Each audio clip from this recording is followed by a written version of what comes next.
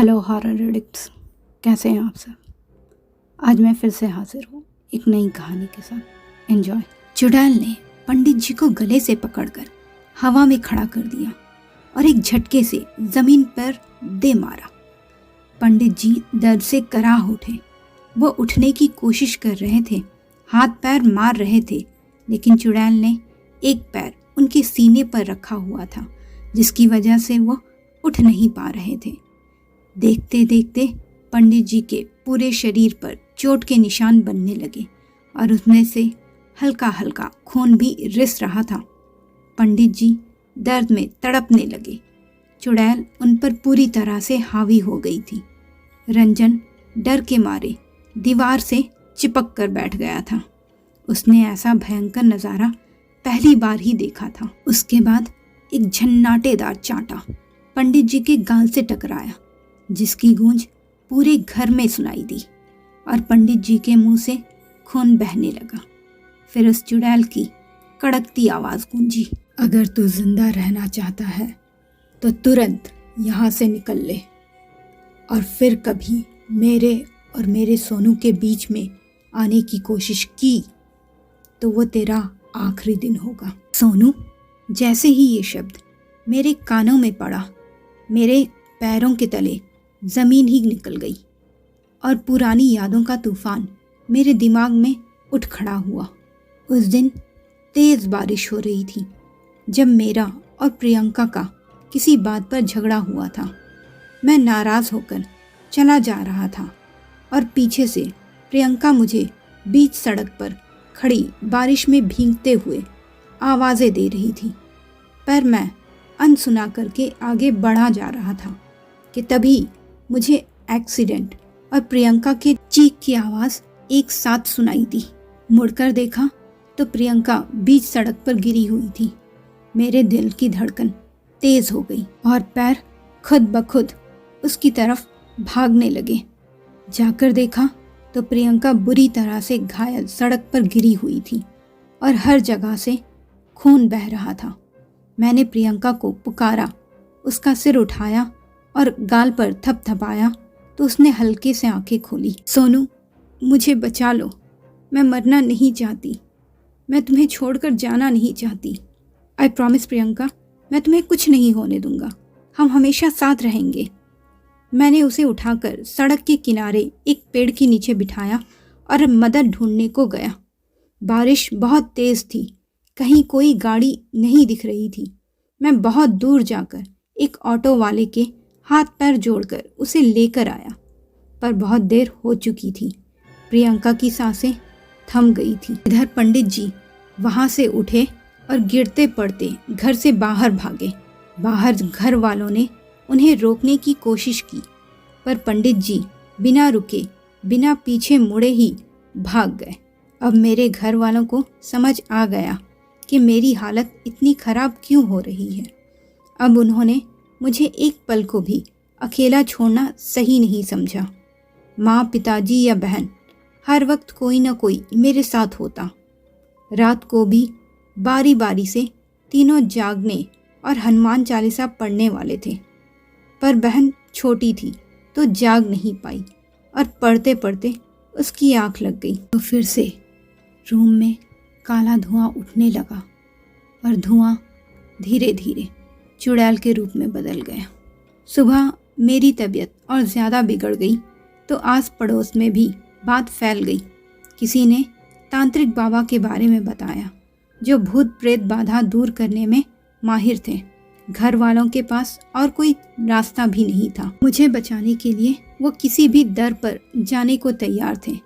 पिताजी उनके साथ तांत्रिक बाबा के पास पहुँचे और उनको सारा हाल बताकर साथ चलने की विनती की। तांत्रिक बाबा जब घर पर आए तो सब उनको देखकर डर ही गए। उनकी कमर तक लंबी जटाएं लटक रही थीं। माथे और बालों में राख, काला चोंगा पहने और कंधे पर एक गंदा सा झोला डाले। ऐसा लग रहा था कि अभी ही किसी साधना से उठकर आ रहे हों। माँ और बहन तो सहम कर पीछे ही हट गई। पिताजी जब उन्हें मेरे पास लेकर आए तब मैं आधी बेहोशी की हालत में था। बाबा के आने के बाद क्या हुआ? सब मेरे पिताजी ने ही मुझे मेरे ठीक होने के बाद बताया। खैर, तांत्रिक बाबा ने आकर मेरे माथे पर हाथ रखकर कुछ पढ़ा तो मेरा शरीर झटके खाने लगा। फिर थोड़ी देर बाद मैं शांत हो गया। तांत्रिक बाबा ने वहीं अनुष्ठान करने की बात कही। माँ और बहन को वहाँ नहीं रहने को कहा तो वो दोनों वहाँ से चली गई। तांत्रिक बाबा ने झोले में से राख निकाली और एक गोल घेरा बनाया और पिताजी ने मुझे उसमें बिठाया। उसके ठीक सामने तांत्रिक बाबा पलथी मारकर बैठ गए। फिर उन्होंने अपना लकड़ी का दंड निकाला और उसे मेरे सिर पर रखा। ऐसा करते ही मेरे मुंह से डरावनी चीखें निकलने लगी। मैं गुर्रा रहा था तो कभी रोने लगता।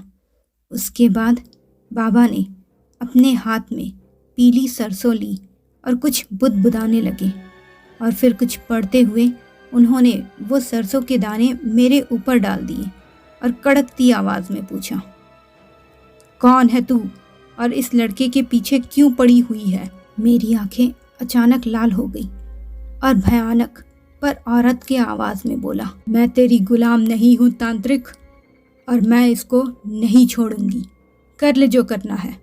अच्छा, कहकर बाबा ने फिर सरसों के दाने और राख हाथ में ली और कुछ पढ़कर मुझ पर डाल दिया और दंड को फिर से सिर पर रखकर कुछ बुदबुदाए। ऐसा करते ही वह चुड़ैल दर्द से तड़प उठी और तड़पते हुए बोली, रुक जाओ, मैं तुम्हें सब कुछ बताती हूँ। तो बता, कहकर उन्होंने अपना दंड हटा लिया। चुड़ैल ने बताना शुरू किया, मेरा नाम प्रियंका है। इसने मेरे साथ जीने मरने की कस्में खाई थी और जब मेरा एक्सीडेंट हुआ तो ये मुझे बचाने का वादा करके मुझे मरने के लिए वहीं छोड़ गया था। इस पर बाबा ने सिर घुमाकर पिताजी की तरफ देखा। पिताजी ने घबराते हुए बताया कि उन्हें इस सब के बारे में कुछ भी पता नहीं है। तब से मैं वहीं स्टेशन वाले रोड पर भटकती रहती हूँ। उस रात जब ये मुझे स्टेशन वाले रोड पर दिखा तो मैं इसके साथ आ गई और अब मैं इसे मारकर अपने साथ ले जाऊंगी। मेरे रहते ऐसा नहीं हो सकता, तांत्रिक बाबा ने दहाड़ कर कहा। तेरे साथ जो हुआ बुरा हुआ, पर जो तू करना चाहती है वो भी गलत है। मैं तेरी शांति के लिए पूजा करूंगा, पर तुझे इसे छोड़ना होगा। नहीं नहीं, मैं इसे नहीं छोड़ूंगी। बाबा ने एक काला टीका निकाला और अंगूठे से मेरे माथे के बीचों बीच रखकर कुछ पढ़ते हुए लगा दिया और एक तावीज़ निकालकर मेरे गले में बांध दिया। वह चुड़ैल फिर से चीखने चिल्लाने लगी। मेरा बदन थर थर कांपने लगा और एक गहरी चीख मेरे गले से निकली और मैं बेहोश हो गया। पिताजी घबराकर बाबा की तरफ देखने लगे। सब ठीक है, वो आत्मा चली गई है। थोड़ी देर बाद जब मुझे होश आया तब मैं अपने बिस्तर पर था और सब लोग मुझे ही देख रहे थे। पिताजी ने सहारा देकर मुझे बिठाया, पर तांत्रिक बाबा को मुझे घूरते हुए पाकर मैं सहम गया। तुमने प्रियंका को क्यों मारा? तांत्रिक बाबा ने कड़क आवाज़ में पूछा। मैं सहमा हुआ तो था ही और ज़्यादा डर गया। मैंने कोई नहीं मारा। फिर मैंने उस दिन जो कुछ हुआ सब कुछ उनको बता दिया। सब सुनकर तांत्रिक बाबा बोले, ठीक है, अब वो तुम्हें परेशान नहीं करेगी, कहकर बाबा चले गए। तो मित्रों, कैसी लगी ये स्टोरी? अपनी राय कमेंट बॉक्स में ज़रूर दीजिएगा और मेरे चैनल को सब्सक्राइब करना बिल्कुल मत भूलिएगा। धन्यवाद।